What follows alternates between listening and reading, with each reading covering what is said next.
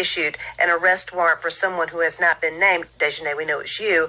And now they're seeking extradition from the United States back to Mexico. The United States and Mexico have had a long-standing treaty regarding extradition. So the Mexican authorities have now gotten that arrest warrant and sent it probably to our State Department here in the U.S. And the U.S. now has to decide whether to extradite a United States citizen back to Mexico for prosecution.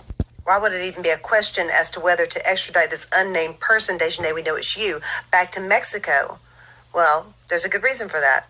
This federal statute gives the United States government, the federal government, the power to prosecute an American citizen for the murder of another American citizen on foreign soil, like the person who is not named in the arrest warrant from Mexico. Desjardins, we know it's you.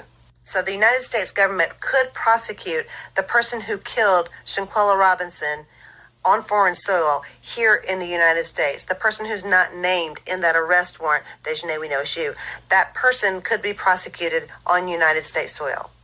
But the rest of the Cabo Six could not be prosecuted here because that statute only covers homicide. Doesn't cover accessory, doesn't cover anything else that those people would likely be charged with. We do know that the FBI field office in Charlotte, North Carolina has opened their own investigation into Shanquella's death. We don't know whether they're going to retain jurisdiction and prosecute the case here or extradite back to Mexico. If they do extradite back to Mexico, the charge there is femicide. Femicide is different from homicide because it has a stricter penalty and it is for the murder of a female. To prove and convict a person of femicide in Mexico, one of several conditions has to be met, and I'll give you a list of those.